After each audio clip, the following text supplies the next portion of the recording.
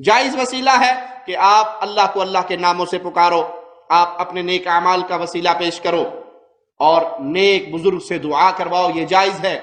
हराम और शिर्क की तरफ ले जाने वाला वसीला क्या है कि अल्लाह के सामने इंसानों को जाहो हशमत को, उनके मकाम को रख के कहो कि ए अल्लाह इनके वास्ते हमें अता फरमा दे, इनके सदके हमें अता फरमा दे, या उनको डायरेक्ट पुकारा जाए कि आप हमें अल्लाह से लेकर दे, अल्लाह हमारी नहीं सुनता। तो ये तमाम चीजें ऐसी हैं जो इंसान को वादी कहते हैं नबी के वसीले से दुआ करनी चाहिए, कबूल होती है। क्या ये सही है? सही बुखारी के अंदर हदीस में आता है, उमर इब्न खत्ताब रज़ी अल्लाह अन्हु के दौर के अंदर, उमर इब्न खत्ताब रज़ी अल्लाह अन्हु के दौर के अंदर कहत हुआ तो वो नबी के चचा को लेकर आए और कहा अल्लाह जब तक नबी जिंदा रहे वो हमसे हमारे लिए दुआ करते थे, अब वो फोत हो गए, आपके पास आ गए, अब ये उनका चचा है, ये दुआ करते हैं इनकी कबूल फरमाकर हमें बारिश अता फरमा दे। तो शख्सी वसीले देना न कुरान में इसकी तालीम है न नबी की हदीस में इसकी तालीम है। अल्लाह के अस्मा व सिफात का वास्ता दीजिए, अपने नेक अमलों का वास्ता दीजिए, किसी नेक अल्लाह के वली से दुआ करवाइए। ये जो है वास्ता पंजतन पाक का, वास्ता है सदका हुसैन हसन का, ये तमाम चीजें इस्लाम के अंदर नाजायज हैं, हराम हैं। लेकिन बहरहाल ये हदीसों का इनकार करके मुनकिर होकर वसीले का इनकार करने पे तुले हुए होते हैं। अब आइए एक बड़ी मशहूर हदीस है, मैं आपके सामने पेश कर रहा हूं और फिर उसके ऊपर इनकार पर ये क्या बात करते हैं, इनका फिर दावा पेश करते हैं। ये सुनाने इब्न माजा है, सियाह सित्ता की हदीस की किताबों में सबसे आखिरी नंबर की जिल नंबर 1 सफा नंबर 157, किताब इकामती सलात और हदीस नंबर 1385। और ये हदीस बिल्कुल सही है, इसको बहुत सारे मुहद्दिसीन ने लिखा, किसी भी मुहद्दिस ने इसको ज़ईफ करार दे दिया, यहाँ तक के अलबानी हो, चाहे वो इब्न तैमिया हो, जितने भी गैर मुक़ल्लिद मौलवी हो, सब ने इस हदीस को सही करार दिया। लेकिन अब पर बहस कैसे करते, अकल की बात करते हैं, वो बाद में पेश करता हूँ। हदीस के रावी हज़रत उस्मान इब्न हुनैफ है।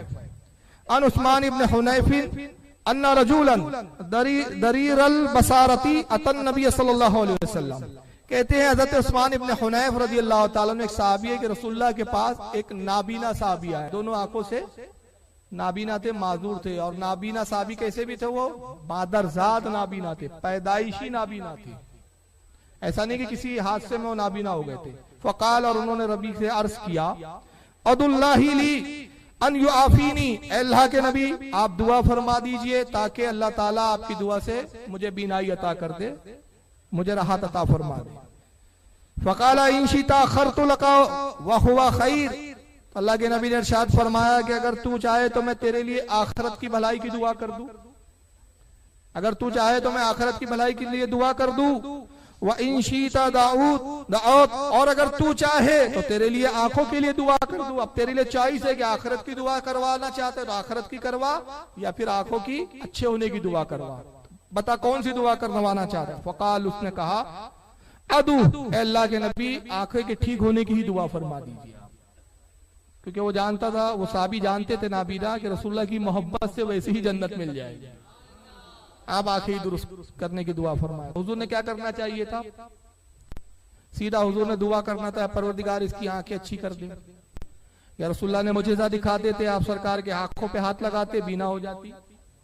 मगर रसूलुल्लाह ने जो फरमाया वो उम्मत की तालीम के लिए बन गया। फ़अमरहु, आका ने हुक्म दिया उसको, अन यतवद्दा फ़युहसिना वज़ूहु, आका ने कहा, हुक्म दिया कि जाओ अच्छी तरह से वजू करो, खूब अच्छी तरह से वजू कर लो। वयुसल्लिया रकातैन, और फिर 2 रकात नमाज पढ़ो अल्लाह की बारगाह में, अच्छे से पहले वजू करो, 2 रकात नमाज पढ़ो। वयदु बिहाज़त दुआई, और फिर यूं अल्लाह की बारगाह में दुआ करो, ये दुआ मांगो तुम। अब दुआ क्या आका तालीम फरमा रही है, रसूल तालीम कर रहे, अल्लाहुम्मा इन्नी असअलुका व तवज्जो इलैका बि मुहम्मदिन नबीर रहमा। अल्लाह की बारगाह में ये दुआ कर के ऐ अल्लाह, मैं तुझसे सवाल करता हूं और तेरे रहमत वाले नबी का वसीला पेश करता हूं। अब देखिए रसूल को अल्लाह की बारगाह में वसीला पेश कर रहे हैं। अब बात के जुमले इमाम इब्न माजा ने क्या लिखे, वहाबियों के लिए शिर्क के जुमले हैं। या मोहम्मदो, ये कहते हैं या रसूलुल्लाह ही कहना शिर्क, और वो हुजूर को या के साथ उर्फ निदा है, इस्तेआनत के लिए या लफ्ज आता है, मदद के लिए। या मोहम्मदो इन्नी कद तवज्जहतु बिका इला रब्बी फी हाजती हाज़िही लितुक़दा। और फिर हुजूर ने फरमाया कि ये कहे आगे, ऐ मोहम्मद सल्लल्लाहु अलैहि वसल्लम, मैं आपके वसीले से अपने रब की तरफ मुतवज्जे होता हूँ, तवज्जे करता हूँ ताकि ये मेरी हाजत पूरी हो जाए। पहले दुआ का एक हिस्सा क्या है? ऐ परवरदिगार, मैं तेरे नबी के वसीले से तेरी बारगाह में हाजिर होता हूँ, दुआ करता हूँ। दूसरा टुकड़ा क्या है? या रसूल अल्लाह, रसूल को भी मुखातिब कर रहे हैं, ए अल्लाह के नबी, ए मोहम्मद, मैं आपके वसीले से रब की तरफ मुतवज्जे होता हूँ। और इसी हदीस को आला हज़रत ने यूं फरमा दिया और सजरे में ला दिया। क्या लाया? आला हज़रत फरमाते, या इलाही, रहम फरमा मुस्तफा के वास्ते, या रसूल अल्लाह, करम कीजिए खुदा के वास्ते। यही वो हदीस है। और फिर ये कहे, अल्लाहुम्मा शफ़्फ़िहू फी, या ऐ अल्लाह अपने नबी की शफात मेरे हक में कबूल फरमा। इमाम इब्ने माजा ने तो हदीस यही खत्म कर दी और कहा, काला अबू इसाक हाजा हदीसुन सहीहुन। अबू इसाक कहते हैं ये हदीस सही है, बिल्कुल उसकी सनद सही है। लेकिन इमाम तबरानी ने भी इस हदीस को लिखा और फरमाया कि वो गए, वजू किया, 2 रकात नमाज पढ़ी और फिर दुआ में कहा, परवरदिगार तेरे नबी के वसीले से तेरी तरफ मुतवज्जे होता हूँ, ऐ अल्लाह मुझे बीना फरमा दे। कहते कसम खुदा की, सहाबा कहते कसम खुदा की, उन्होंने दुआ खत्म की, गए थे तो नाबीना थे, जब उठ कर आए तो आंखों से बीना हो चुके थे। इस हदीस को इमाम हाकिम ने भी लिखा, जिल्द नंबर 1 सफ़ा 313, और कहा इमाम मुस्लिम की शर्त पर यह हदीस सही है। जिस शर्त की बुनियाद पर इमाम मुस्लिम हदीस नकल करते हैं, उस शर्त की बुनियाद पर यह हदीस सही है। इमाम बहकी ने दलाइलुन नुब्वत के अंदर जिल्द 6 सफ़ा 143 हदीस नंबर 2421 पे लिखा। मुस्नद अहमद में इमाम अहमद इब्ने हम्बल ने जिल्द 4 सफ़ा 138 हदीस नंबर 16790 पे लिखा। और ये किताब जो है वहाबियों के बहुत बड़े पेशवा गुजरे हैं जिनका नाम है शौकानी। इनके घर की भी किताबों में इनको पता नहीं है बेचारों को। अल्लामा शौकानी ने तोहफतुज़ ज़ाकिरीन सफ़ा नंबर 50 पे लिखा और कहा कि ये सही रिवायत है। और इब्ने तैमिया ने किताबुल वसीला में रिवायत लिखी। किताबुल वसीला किताब यहाँ इस वक्त टेबल पे भी मौजूद है। किताबुल वसीला इब्ने तैमिया ने, किताब का नाम ही है किताबुल वसीला, उसमें भी ये रिवायत लिखी और कहा इसकी रिवायत, ये सनद सही है। सही इब्ने खुज़ैमा ने भी हदीस नंबर 1219 पे लिखा। इमाम इब्ने हिब्बान ने, इमाम अबू नईम ने, इमाम मुंज़री ने, इमाम तबरानी ने, बहुत सारे लोगों ने लिखा।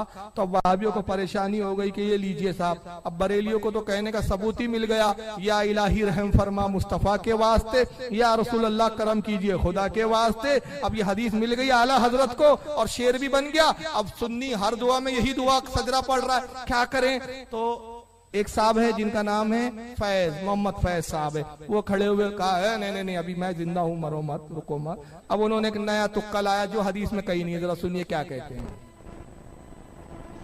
बहुत से लोग अपनी दुआ के खात्मे में अल्लाह, ए अल्लाह इस दुआ को नबी के सदक़े, वसीले, तुफैल, वास्ते और पता नहीं क्या क्या उसके अल्फाज होते हैं उससे कबूल कर। तो क्या ये दुरुस्त है? तो याद रखिए, जब तक नबी अकरम सल्लल्लाहु अलैहि वसल्लम हयात थे, जिंदा थे दुनिया में, तब तक आपके वसीले से दुआ करना दुरुस्त था। और वो भी उन 4 शराइतों के साथ, जिंदा हो, मुत्तकी हो तो जाहिर सी बात अल्लाह के रसूल है तो नबी है तो मुत्तकी का मसला नहीं, जिंदा होना शर्त है। उसके बाद वो भी दुआ करे और आप भी दुआ करो। हदीस में अल्फाज है, सही मुस्लिम की रिवायत है, आप सल्लल्लाहु अलैहि वसल्लम का एक सहाबी आए, कहा अल्लाह के रसूल मैं नाबीना हूँ, आप दुआ कीजिए मेरे बीनाई के लिए। आप सल्लल्लाहु अलैहि वसल्लम, अव्वल तो ये मुस्लिम में रिवायत नहीं है, मुस्लिम में डाल दिया, चलो हो गया बैर, सबका तो लिसान में बोल दिया। मगर आइए पूरा गेम कैसा खेला जा रहा है। ये इतने बड़े मुहद्दिस है, अगर इमाम बुखारी के जमाने में होते ना तो इमाम बुखारी को पीछे छोड़ देते हदीस रिवायत करने में। और उस जमाने में ऐसे थे भी भाई, इमाम बुखारी खुद फरमाते हैं कि मैं एक शहर गया तो एक शख्स हदीस बयान कर रहा है, भीड़ लगी हुई है, तो लोग हदीस बयान करने वाले को नजराने में पैसे देते थे, तो रुपया देते थे, तो रुपये की लालच में हदीस बयान कर रहा है। और उसने हदीस यहाँ से शुरू की, हद्दसना मोहम्मद इब्ने इस्माइल अल बुखारी, हदीस बयान की इससे मोहम्मद भी हमसे, हदीस बयान की हमसे मोहम्मद इब्ने इस्माइल बुखारी ने। और मोहम्मद इस्माइल बुखारी खड़े हुए, वही कहा इस शख्स से तो मैं कभी मिला नहीं, इस शहर में मैं कभी आया नहीं, और ये मुझसे कब रिवायत कर लिया ऐसे। आप करीब गए, कहा मियाँ ये कौन मोहम्मद इब्ने इस्माइल अल बुखारी है? कहा अरे वही जो बहुत बड़े मशहूर मुहद्दिस है बुखारा के, मैं उन्हीं से रिवायत करता हूँ। कहा वो फकीर मैं हूँ और खुदा की कसम तेरी मेरी मुलाकात कभी नहीं हुई, मैंने तेरी शक्ल नहीं देखी, तुझे कभी जानता नहीं, तुझे देखा नहीं। उसने सारा माल बटोरा, उस वक्त तक नजराने काफी जमा हो गए थे। उसने माल बटोरे, कहा अच्छा तुम ही वो हो जिनके बारे में कहा जाता है अहमक है, ऐसे 70 मोहम्मद इस्माइल बुखारी है मेरे पास जिनसे मैं रिवायत करता हूँ, ऐसे 70 है, तुम एक अकेले थोड़ी हो। तो ये सऊदिया की रियाल बटोरने वाले उस वक्त भी थे। तो जो हदीस में नहीं है वो अपने अकल से दौड़ा रहा है। पहला जुमला क्या कहता है, भाई हदीस में ठीक है कि नाबीना आए, लेकिन शर्त क्या है, रसूल जिंदा हो उस वक्त। तो रसूल ने तो नहीं कहा, हुजूर की हदीस में कहा है देखो जब मैं जिंदा हूं तभी इसी तरह दुआ करना, मेरे मरने के बाद दुआ का खत्म डिपार्टमेंट। ये हदीस में कहा है। सुने उसकी बात, उसकी दलील सुने, फिर बात करेंगे इंशाअल्लाह। इस दुआ को नबी के सदक़े, वसीले, तुफैल, वास्ते और पता नहीं क्या क्या उसके अल्फाज होते हैं उससे कबूल कर। तो क्या ये दुरुस्त है? तो याद रखिए, जब तक नबी अकरम सल्लल्लाहु अलैहि वसल्लम हयात थे, जिंदा थे दुनिया में, तब तक आपके वसीले से दुआ करना दुरुस्त था। और वो भी ये किसने पैमाना बनाया कि रसूलुल्लाह हयात थे उस वक्त तक दुरुस्त था और विसाल के बाद नादुरुस्त और नाजायज हराम शिरक हो गया? ये पैमाना बनाया किसने? उस शख्स को पेश करो, अगर हिम्मत हो। मैं चैलेंज करके जा रहा हूं, अहले हदीस हो, होमवर्क दे रहा हूं, जाओ लग जाओ कल से काम पे। अगर सच्चे हो तो एक हदीस ऐसी ला दो जिसमें नबी ने खुद कहा हो जब तक मैं जिंदा हूं मेरा वसीला लेना, मेरे मरने के बाद मेरा वसीला हरगिज़ मत लेना। इनको खुद पता नहीं, इनके घर का बहुत बड़ा आलिम है वहीदुज़्ज़मा, कल उसके हवाले मैंने दिखा है, हदियतुल मेहदी में लिखता है कि शिर्क शिर्क होता है, चाहे जिंदा के साथ करो चाहे मुर्दा के साथ करो, शिर्क शिर्क होता है। और इब्न तैमिया खुद कहता है जो काम जिंदों के साथ जायज वही मुर्दों के साथ जायज, जो काम जिंदों के साथ नाजायज वही मुर्दे के लिए नाजायज। तो जब हुजूर की जिंदगी में वसीला जायज था तो विसाल के बाद कैसे? तो तुम्हारे नजदीक नाजायज इसलिए हुआ कि तुम माज़अल्लाह नबी को मुर्दा मानते हो, हम नबी को मुर्दा मानते ही नहीं, इसलिए हमारे लिए आज भी जायज। और तुम अगर जायज कहते हो तो दो चीजें साबित करो।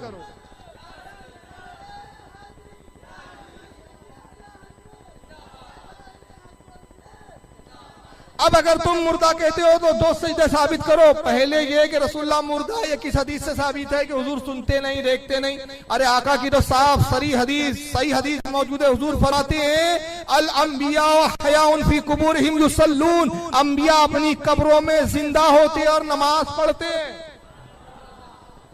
सही मुस्लिम की हदीस में आका मेराज का वाक़या बयान करते फरमाते मररतु अला कब्र मूसा व हुवा काइम युसल्ली, मैं शबे मेराज जब मूसा की कब्र पर गया तो देखा मूसा खड़े और अपनी कब्र में खड़े नमाज पढ़ रहे हैं।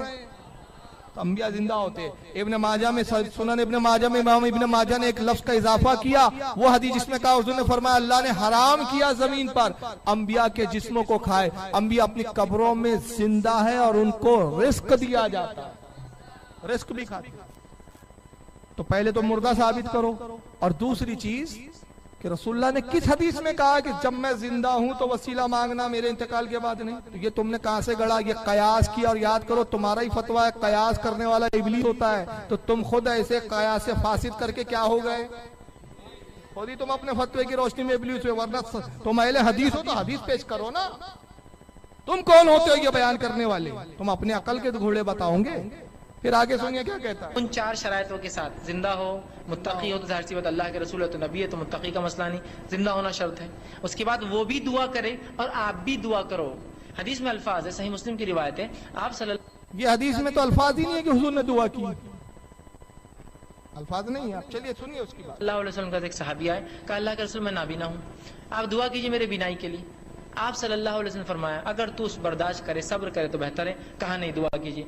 आपने कहा ठीक है, घर जा 2 रकात नमाज पढ़, नमाज के बाद ये दुआ कर कि अल्लाह मैं तेरे नबी के वसीले से तुझसे दुआ करता हूँ कि मेरी बीनाई वापस दे। और आप सल्लल्लाहु अलैहि वसल्लम ने भी दुआ की, उन्होंने घर जाके दुआ की तो उनकी बीनाई वापस लौट आई। लेकिन इस हदीस में जो बात हुई क्या है, आप सल्लल्लाहु अलैहि वसल्लम को मसला मालूम था, आपने भी दुआ की और उस शख्स ने भी दुआ की।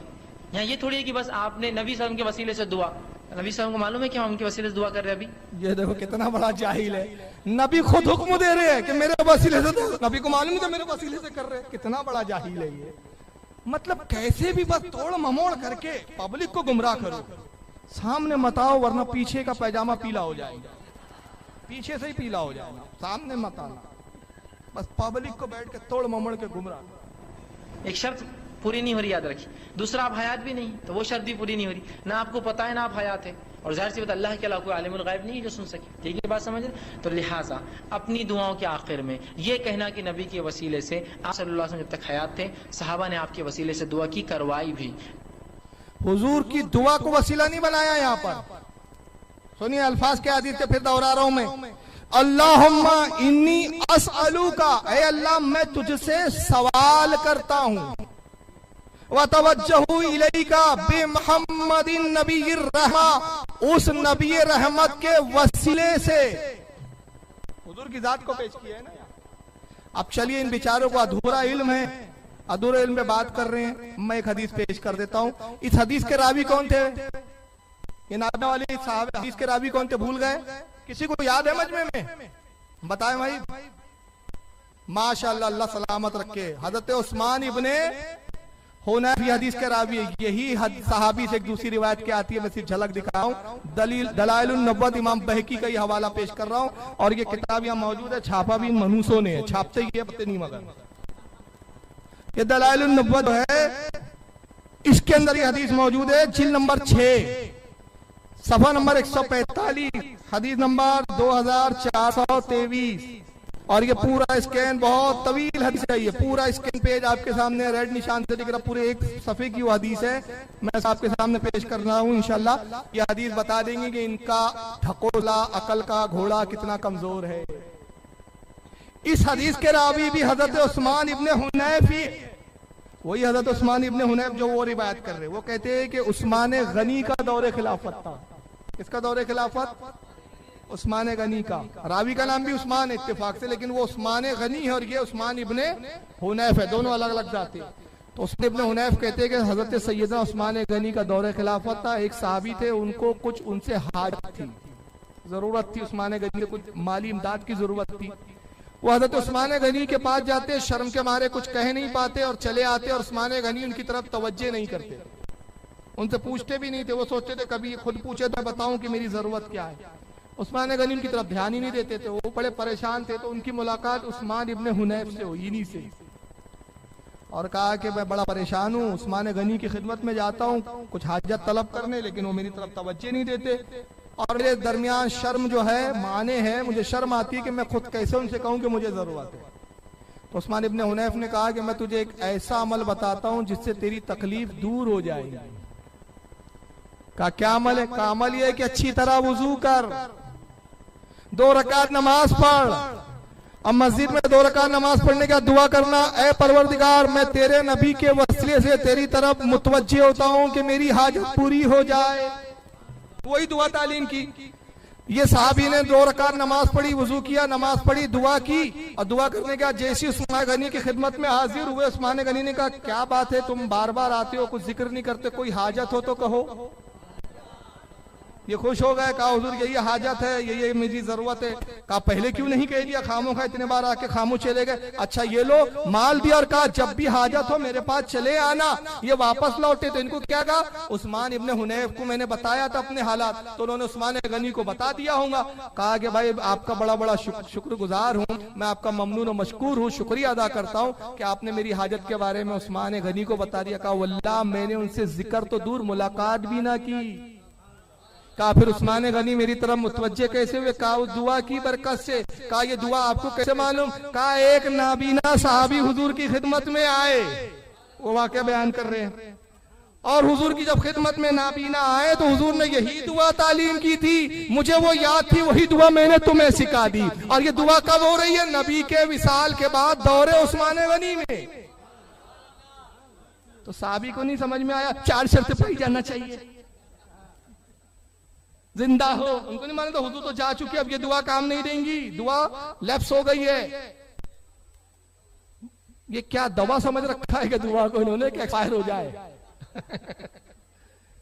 अरे भाई नबी का वसीला, इस्लाम एक्सपायर वाला मजहब नहीं है। दूसरे मजहब एक्सपायर हो गए, सबकी डेटें खत्म हो गई, इसकी डेट खत्म होने वाली नहीं है, ये तो हमेशा के लिए आया है, सबको शिफा देने आया है। अब ये हदीस सिर्फ इमाम बहकी ने लिखा होता तो प्रॉब्लम होता, मगर मजेदार बात सुनिए, इमाम तबरानी ने भी लिखा है इसको, माजिमुल कबीर जिल्द नंबर 9 सफ़ा 30 हदीस नंबर 8311 पर। और इमाम तबरानी कहते हैं सहीहुन, ये हदीस सही है। इमाम तबरानी अपनी दूसरी किताब मुअज्जमुस सगीर के अंदर जिल्द सफ़ा 184 पर इस हदीस को दोबारा लाते हैं, हदीस नंबर 508, वहां भी फरमाते हदीस सही है। इमाम बहकी की दलाइल नुब्वत का सफ़ा आपकी निगाहों के सामने जिल्द 6 सफ़ा 145 हदीस नंबर 2423। इमाम हैसमी मजमाउल ज़वाइद जिल्द 2 सफ़ा 468 हदीस नंबर 3668 पे। और मजेदार बात, इब्न तैमिया ने भी लिखा है इस रिवायत को। अल्लामा इब्न तैमिया मजमाउल फतावा जिल्द नंबर 1 सफ़ा नंबर 274। और शौकानी साहब गैर मुकल्लिदों के मुसल्लम पेशवा, उन्होंने भी लिखा। शौकानी साहब लिखते हैं तोहफतुल ज़ाकिरीन अपनी किताब सफ़ा नंबर 208 पर। इमाम मुंजरी ने भी इसको लिखा। और अल्लामा शौकानी क्या लिखते हैं, बड़ी प्यारी बात मैं पढ़ के सुना रहा हूँ। अल्लामा शौकानी तोहफतुल ज़ाकिरीन सफ़ा 208 पर लिखते हैं कि ये हदीस इस बात की दलील है। शौकानी साहब के जुमले सुनिए, मैं उर्दू तर्जमा बता रहा हूं उनकी इबारत का, जरूरत पड़ेगी तो किताब पेश की कर दी जाएंगी। शौकानी कहते हैं गैर मुकल्लिदों के आलिम, इस हदीस में इस बात की दलील है कि अल्लाह की बारगाह में रसूलुल्लाह को वसीला बनाना जायज है।